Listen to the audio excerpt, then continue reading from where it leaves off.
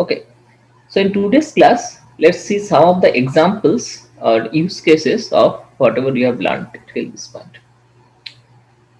So I need to start with one sorting algorithm called bubble sort. What is sorting? Sorting means suppose I gave you an array of integers that are not ordered in any fashion.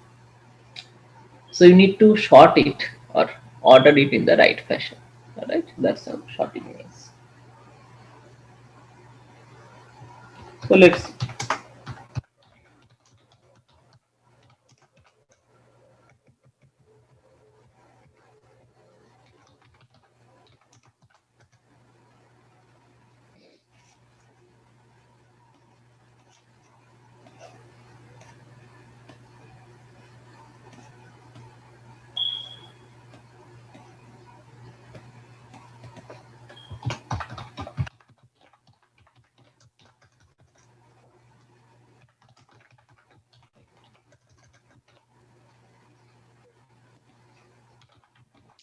So suppose I gave you an array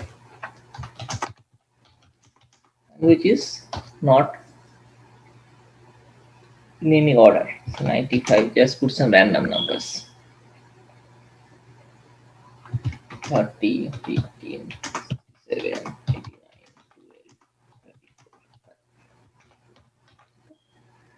Alright, so I need to sort it in say increasing order. Okay. So let's print before sorting.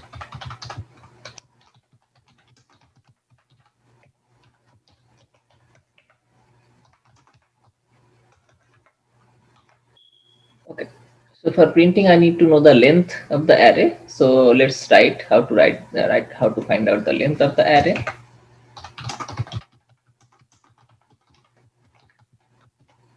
We have already learned using size of function, we can easily calculate the length of the array, right?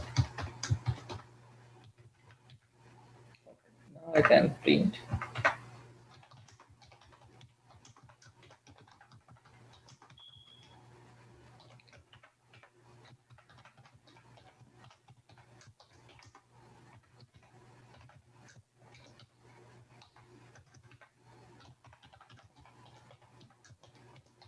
Alright, so before sorting, let's print it.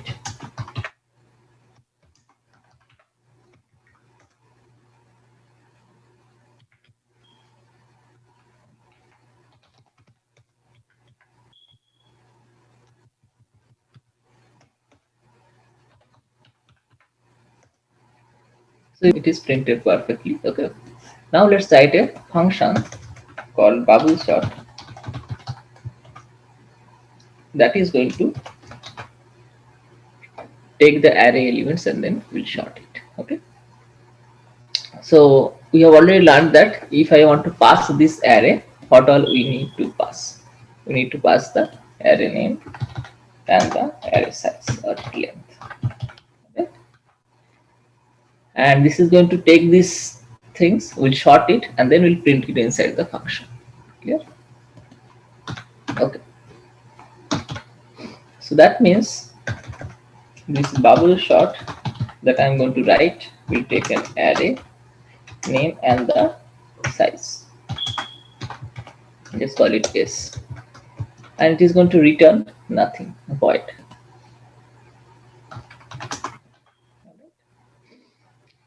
Okay, so let's declare the function prototype.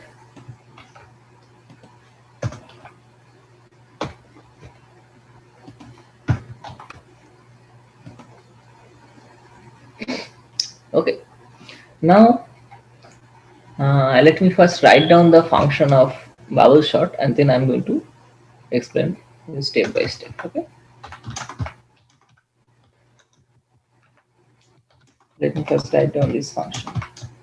I less than s minus 1 plus plus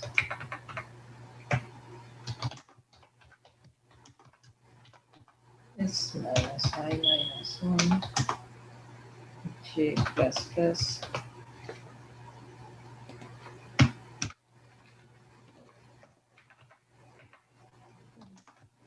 e of j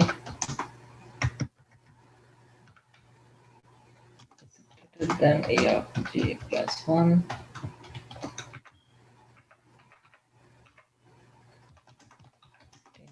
a of j, a of j equal to a of j plus 1, a of j plus 1 equal to 10.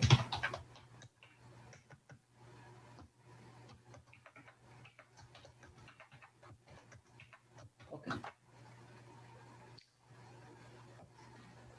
So I'm going to explain in a minute what's happening over here. Okay. But after this, let's see whether this is indeed giving you the shorted array or not. Then we are going to explain. Okay. So let's print the same thing, but not before sorting, after sorting.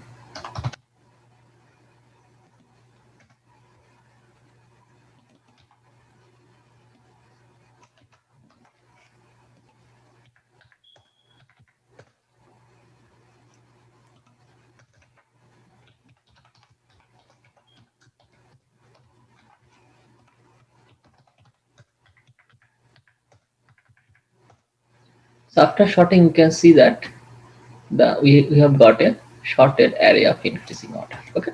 So these few lines are doing this sorting operation. All right. So let's see what's happening. So can anyone tell me what is happening in these three lines?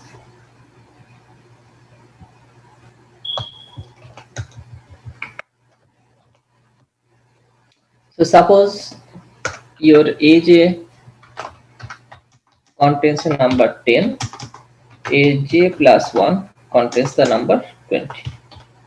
So you want to swap the value. That means you want to make AJ to 20 and AJ plus 1 to 10. So how can you do this? These three lines are doing this. So first it is storing the value of AJ to 10. So 10 equal to A of J, which is 10. Then A of J plus 1 is stored to A of J. So A of J equal to A of J plus 1, which is 20. And then A of J plus 1 equal to 10. So A of J plus 1 equal to 10. Okay. So then at the end of these three lines, we can see that AJ takes the value of 20, AJ plus 1 takes the value of 10. Okay. So that means these three operations is doing these three lines are doing the swap operation. Clear? All right. So let's see with this understanding what happening. So let's take this example.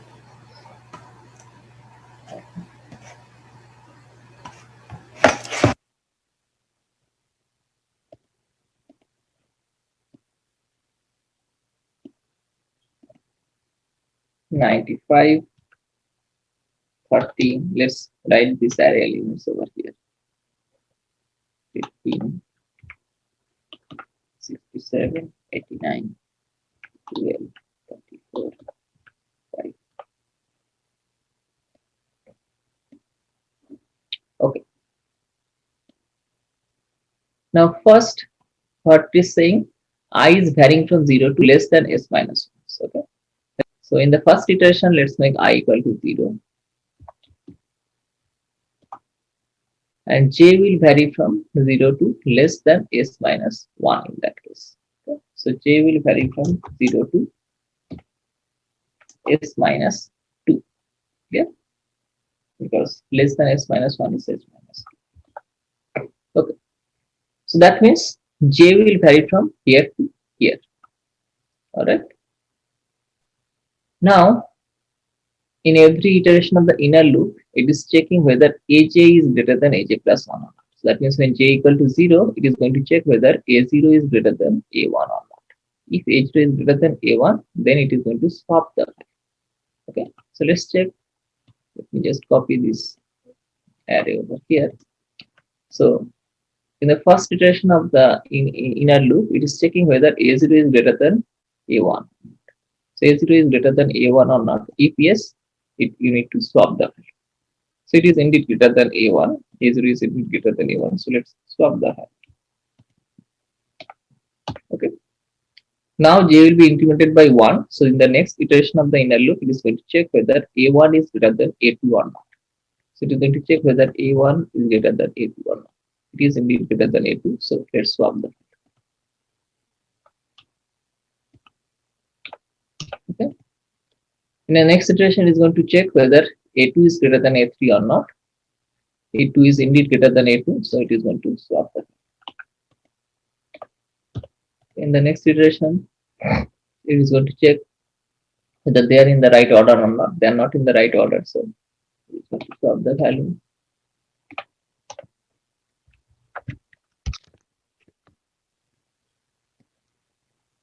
Next, it will check whether these two are in the right order or not. They are not. So let's swap the value. Next, these two, they are also not in the right order. So let's swap the value. And now these two are also not in the right order. So let's swap the value. Okay. So now after this iteration, the algorithm guarantees that after the first iteration of the outer loop, the algorithm guarantees that the largest number is in the right place. That means the algorithm guarantees that 95 is in the right place because 95 is the largest number, so it has gone at the end of the array. Okay, so the algorithm guarantees that at the end of the first iteration, the one of the numbers is going to be in the right place. So I need to deal with only this portion. Okay, now I need to only deal with this portion. So that's why what's happening in the next iteration of the outer loop, I is incremented to 1. Okay, so I is 1 now. And now J, I am varying from 0 to less than S minus I minus 1. So that means J is less than S minus 2. Okay, so J is going to vary from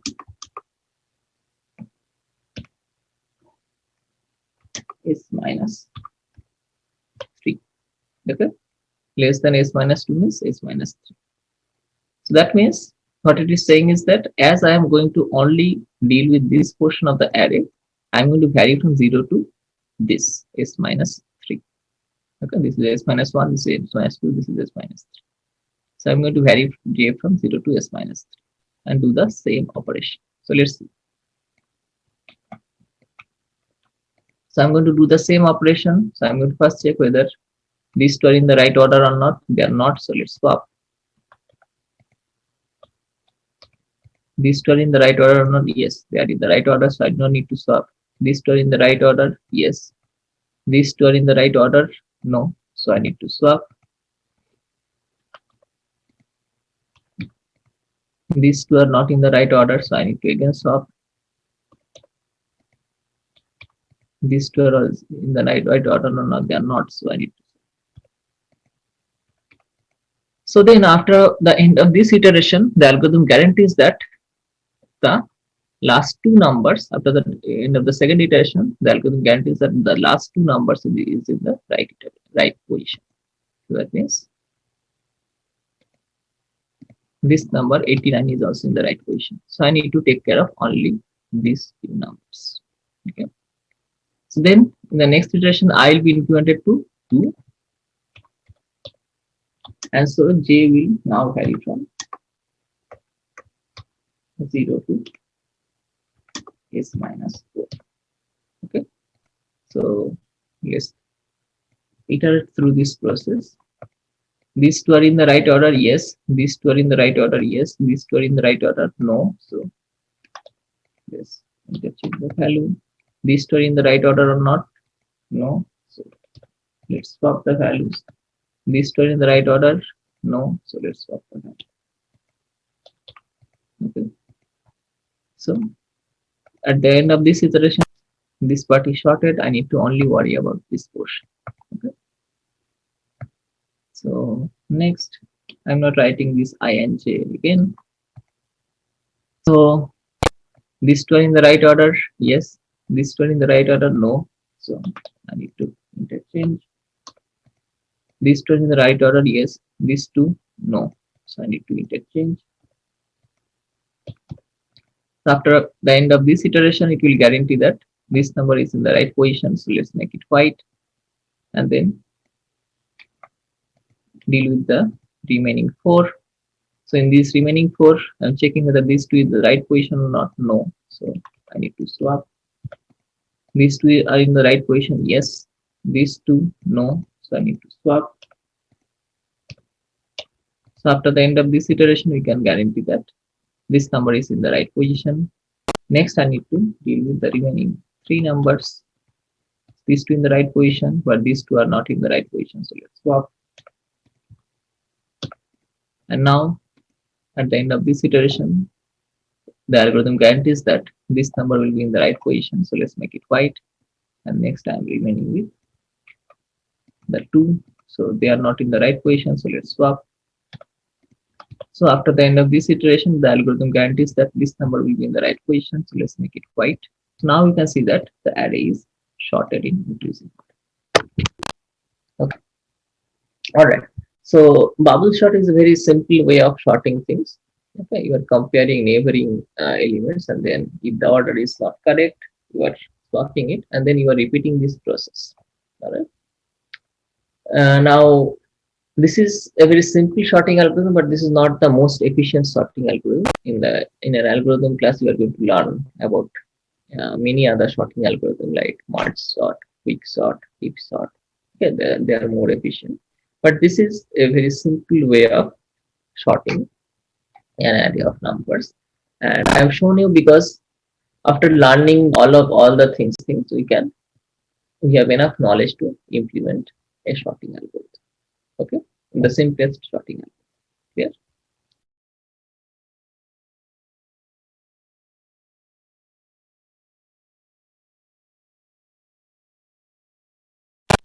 So let's learn a little bit about character details.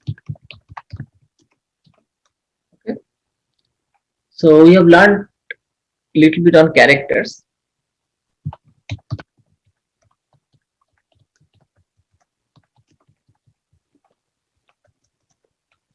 Suppose I write char c equal to a, character a. Now if I print the value of c is %d fashion, what is going to be the value of c, or what value of c is going to be printed? The ASCII value, right? Okay.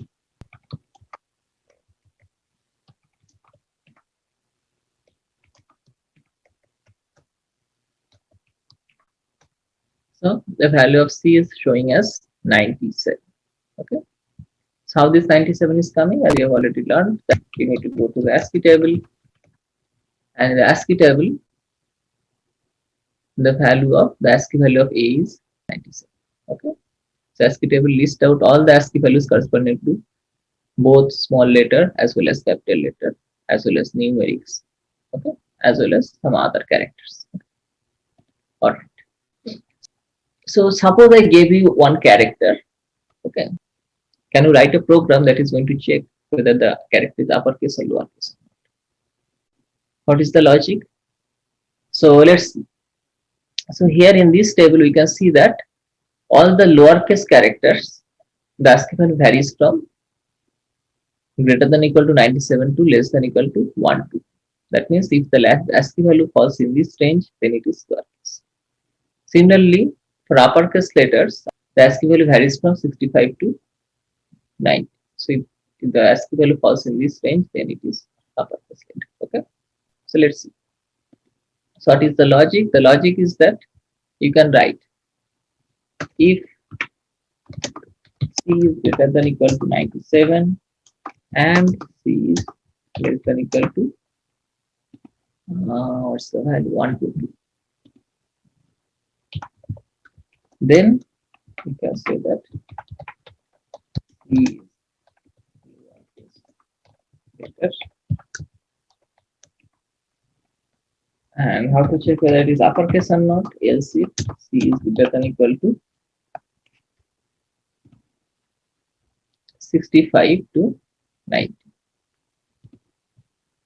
65 and C is less than equal to 90, right? C is uppercase letter.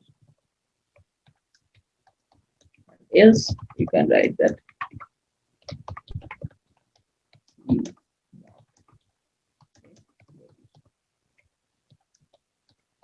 So let's see.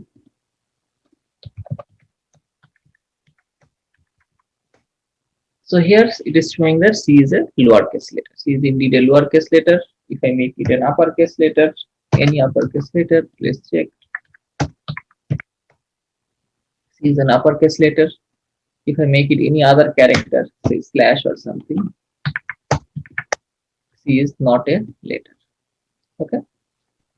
Now, suppose I do not remember these values, or I do not have a table. Okay. Here I need to look at the table and find out the ASCII values. Without using these values, can we do the same? So what is 97? 97, let's make it yes. What is 97? 97 is nothing but the ASCII value of A, right? 97 is the ASCII value of A. And we know that the ASCII value of A can be represented by character A, right? ASCII value of A can be represented by the character A. So when I was printing this, it was printing 97. Okay, so that means 97 is nothing but the ASCII value of A. What is 122? 122 can be replaced by character Z, right? Because 122 is nothing but the ASCII value of Z. Similarly, 65 is nothing but the ASCII value of capital A, and 90 is nothing but the ASCII value of capital Z. Okay. So in this case, I don't need to remember any numbers. Okay. So now also you can see that the logic is working perfectly. If I give a capital letter, C is the uppercase letter. Okay. So all the logic is working properly. All right. So that's all about checking uppercase and lowercase character. Okay. So now suppose I gave you a uppercase character. Can you write a program that is going to take this uppercase character and convert it to a lowercase character? So you need to again come back and learn the ASCII table. So if you look into the ASCII table, there are three properties that you can notice from this. If you observe closely, there are three properties that you can notice from this ASCII table. First one is that the ASCII values of A to Z, both in uppercase and lowercase, are shorted exactly in the order of the letters. So A has 97, B has a ASCII value of 98, C 99, D 100. So they are all in right order. Okay, both in case of letters, capital letter, small letter, as well as the numbers. Okay, if 48 is 0, 49 is 1, 50 is 2, something like that. This is the first property. Second property is that lowercase letters have higher ASCII value than the uppercase letter. Okay, lowercase letter has a higher ASCII value than the uppercase letter. Third property is that the difference between the lowercase ASCII value of the lowercase letter and uppercase letter is 32. 97 minus 65 is 32. 98 minus 66 is 32. Okay, 102 minus 70 is 32. So that means if I give you a uppercase letter, how to convert it to lowercase letter? You need to add 32. Okay, so let's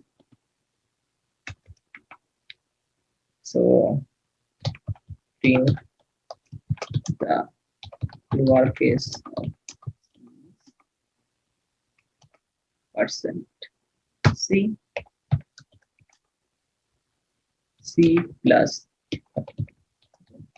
If I can check, if I add 32 from E, it is going to take me from 69 to 101, which is the smaller version of E. So let's, you can see that the lowercase of C is E. Okay, instead of C, let's write percent C The lowercase of e, the lowercase of e is e. Okay, so this is the logic. You need to add 32.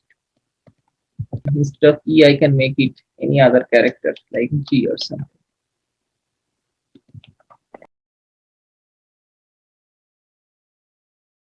All right. Now using the same mechanism, can I replace this number 32 because I don't need to remember any number. Suppose I do not remember any number. Can I replace this 32 with something? Okay. So let's see how I can replace 30. 32 is what? As I said, the 32 is the difference between the ASCII value of the lowercase character and the uppercase character.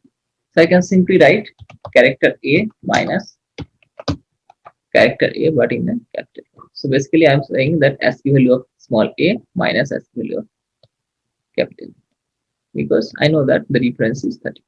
Okay, you can also write ASCII value of small b minus ASCII value of capital, something like that. Okay, so let's see. So now also it is working perfectly.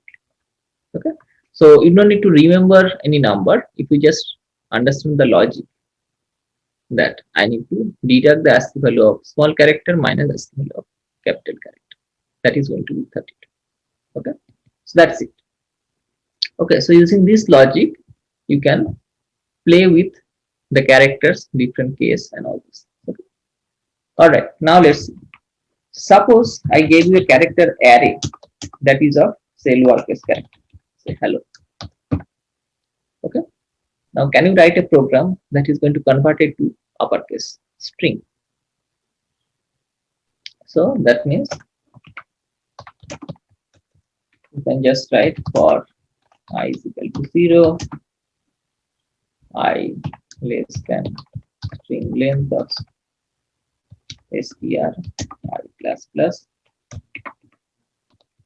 printf %c string of I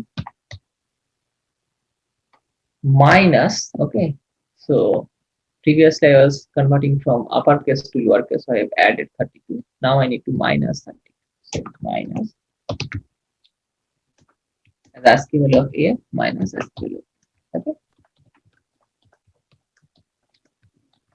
All right. So let's see.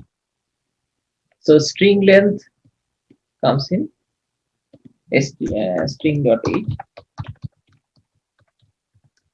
Okay. Let's include this. Otherwise, you can also write I equal to 0, string of I is not equal to the termination character, okay, I plus plus. So here you can see that it indeed converted from lowercase string to uppercase string. Okay, so that means this logic is working. Okay, now make it a little bit complicated. So suppose I have a lowercase string, but they're separated by something. Hello world. Okay, something like that. Dot dot dot. Okay, so let's see. In this case, it may be a trouble. Okay. Hello world. There is no space. There is no dot dot dot. Okay. Or if I give a numeric, hello world. Today is 5th. So hello world. Today is then something. Okay. H. So that means there is something that is getting garbled. Why? Because I have only written this logic for lowercase characters. I didn't. This logic is not going to work for space, because from space, if you deduct 32, it will be some different number. It is not going to work for dot. It is not going to work for 5 either, because 5 minus 32 is 5 minus 32 is 53 minus 32. 53 minus 32 is 21. Okay. So in 21, there is something different character. Okay. Okay. So that means this logic will work only if your character consists of only small letters, not anything else. So how can I make this program a little bit handy? I can do it very easily because I know that how to check whether the characters are within the range of lowercase letters or not, right? So I can write that if it is within the lowercase letter, then only I will make it uppercase. Otherwise, I'm going to make it as it is. I'm going to keep it as it is.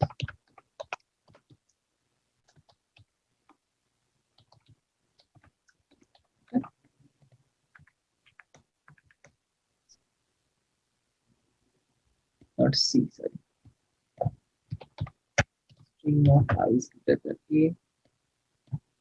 String of I is less. So now it is going to work perfectly. You see, the entire sentence is converted from uppercase to lowercase. Okay. So why? Because I'm basically checking whether the characters are within the range of small letters or not. If yes, then only I am converting it to uppercase. Otherwise, for all the remaining characters like space, I, space, for all these things, I am not. I'm just printing the letter as it is. All right. Now let's make it a little bit more complicated or general. Okay. So suppose I'm saying that I gave you a sentence that consists of both uppercase letter as well as lowercase letter, as well as numerics, as well as some other characters like this. Can you convert this sentence to an uppercase sentence? Okay. If you run this program, then it will work, yes, because I'm basically checking whether the character is uppercase or lowercase or not. Okay. That means this character H is going to be ignored in this list. That means it is going to be printed as it is. This will also be ignored, so it is also going to be printed as it is. So at the end of the day, yeah, this algorithm is working perfectly. Okay. Okay. Now tell me that we have learned the bubble sort function. Here I have sorted an array of integers. Right? Now suppose you have an array of characters. Okay. Suppose you have an array of characters that are not in the right order. Now, if I use the same logic, okay, I need to change something like character array, character array. Rather than that, if I use the same logic, do you think that this logic is going to work? Suppose it's consider only lowercase letter or only uppercase letter, then yes, it will work because we have seen that both in uppercase and lowercase letter, the ASCII values are in the right order. That means A's ASCII value is less than B's ASCII value is less than C. So if I use the same logic, it should be shorted. So that means the logic that we have learned will work both for numeric as well as character. Okay, you need to just do some minor change, like here you need to replace it to character, and all those things. Okay, but other than that, the overall logic should work perfectly.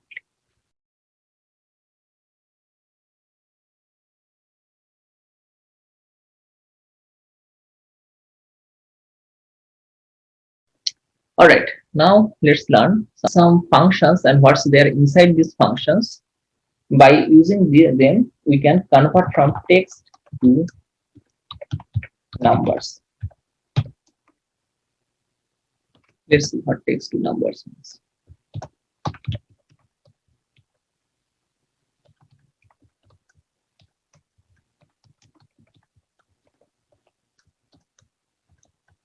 Okay. So suppose I gave you a string that consists of some numbers. Okay. So these are numerics, but these are in a string format. Okay. These are numeric like -1, 2, 3, 4. Okay. -1, 2, 3, 4 is numeric, but it can be written in a character format, right? That has corresponding assignment. So suppose basically you are reading something from a book, and inside a book there are some numeric, right? So this whatever numerics was there was also read in a string, a character format of string. So suppose I gave you two such strings that consist of numerics like 1, 2, 3, 4, 5, 6, 7. Now I'm asking you to write a program that is going to add the values of these two. So what do you need to do? You cannot just write uh, just just like numerics. You can write a plus b, right? Because they are not in integer format. They are in string format. That means this is the first character, this is the second character, this is the third character in this. Okay. So the first job, if I suppose I want to add these two numbers, the first job is to convert from string to integer. And once I can convert it from string to integer, then I will be able to add these two values, right? So let's see. How can I convert from string to integer? Okay. So there is a function called attoy. Okay. Attoy means ASCII to integer. Okay. Attoy means ASCII to integer. So here there is in character format. That means these are related to their ASCII. Okay. So I need to convert from ASCII to integer. Okay. So ASCII to integer string 1. If I store it in I, and then if I print I is %t, and then if I run it,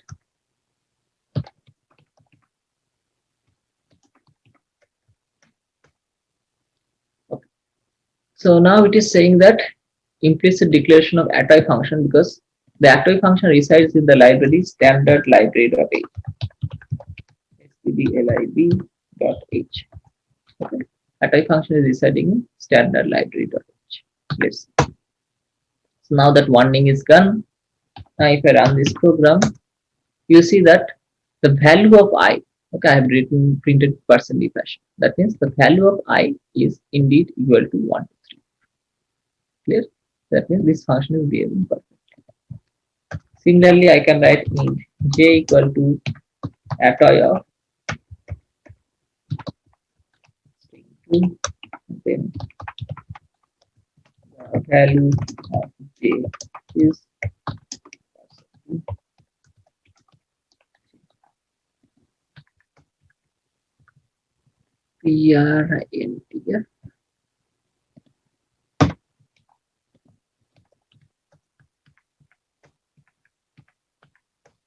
The value of j is 5, 6, 7, 8. Okay. And now we can add I plus j equal to %.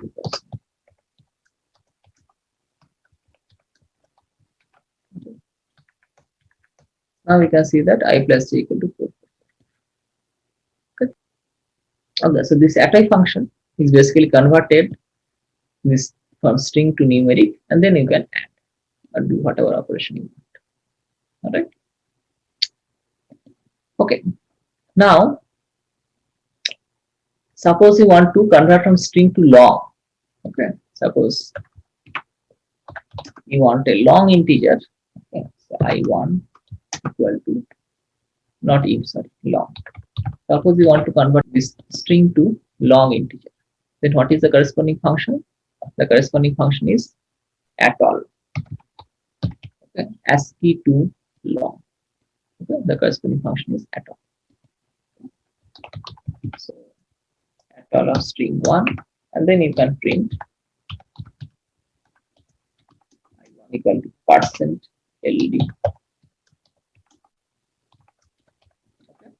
So if you print, it will be printed exactly in the right format. Okay. That means this atol function ASCII to long is converting from string to long. Yeah. You can use long long. The corresponding function is A to LL. Okay. So yeah, need to do %LD long long. Now also it will be printed in the right fashion. Okay. Similarly, suppose I gave you a string that consists of fractional part. Okay. So previously I gave you only integers. Now I'm giving you strings that consist not only integers but also the fractional part, floating point. Okay. So how can you convert this string consist of floating points to numeric? The corresponding function is at of ASCII to float. Okay, so if I do this and say float f equal to this, then you can write f equal to percentage. Okay. So here I can say that you can see that f equal to 123.3399996. Okay, so instead of 34 you are getting 33999. So what's happening? Basically, there is a function that is converting it from ASCII value to float, right? So in a computing system, everything is written in terms of bits, zeros and ones. So this number is represented in zeros and ones, okay? And then from that it is getting converted to float. Okay. So while doing that, there is some inaccuracy in the conversion. Okay. So we are going to learn floating point format, floating point representation in detail. There are some floating point standard that we are going to learn, and we will see that some floating point number cannot be represented accurately using bits, zeros and ones. Okay. So here instead of getting 34, you are getting 33999. So it is getting some inaccuracy, but it is closer. Okay. Can we just convert a simple declared variable, for example, as I type over there, string equals 1, 2, 3, 4, 5? String equal to 1, 2, 3, 4, 5. So like this Yeah. 1, 2, 3. Yeah, 1, 2, 3, 4, 5 can also be converted, right? But it's in array right now. Yeah, it's an array. So here everything is a string array, a character array, right? 5, 6, 7, 8 is also a character array. Instead of we type in the, for example, 1, 2, 3, 4, 5 in array, we just declaring any string as a 1, 2, 3, 4, 5. Yeah, but a string is nothing but an array of character. This is same as within the curly braces 1, 2. Okay. These two are equivalent. Okay. And this is work for this kind of 1, 2, 3, 4, 5 or any other numerics. So 1, 2, 3, 4, 5 should also be in the right one. Okay. Let's move it 1, 2, 3, 4. All right. So now let's get into little more detail. So here I've shown you that attoi function is doing this work for you, right? But what's there inside the attoi function? Because we have learned enough about characters, ASCII value, and all those things. So let's learn what's there inside the attoi function. Okay. Suppose I'm saying that there is no attoi function that are written. Can you do this from your own knowledge? That means as a developer, can you develop your own attoi function? Okay. So let's suppose I'm replacing all the attoi function with my attoi function. My attoi function is basically the function that I am going to write or develop at my own. Okay. Suppose I'm replacing this attoi function with my attoi function. If I compile it, it will give an error because my attoi function is not there. Okay. So what I'm saying is that can we write my own attoi function using the logic of ASCII value that we have learned? As a developer, can I write my own attoi function that is going to make this program run? Here I am not going to use any existing function. Okay. Suppose I want to convert this from, so let's make it minus 1, 2, 3, 4, 5. Can I convert this from numeric to string to numeric value using the knowledge of ASCII values? My attoi function, and inside the my attoi function, I am taking this string, which is a character array. So it is going to compute something and return an integer. Okay. Okay. So inside this function, let's see. Let me just use the function prototype quickly. So suppose my character is just a numeric like 5. Okay. Before going into this detail, suppose it is not an array but a single character.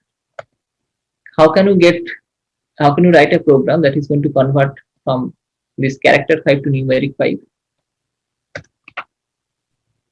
Look at the ASCII table and find out what can you do to convert from character 5 to numeric 5.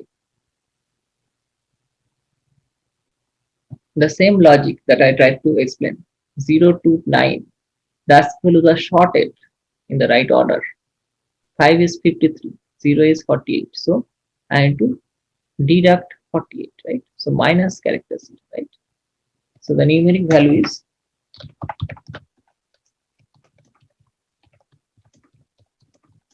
%p. I can write C minus character. So that's it.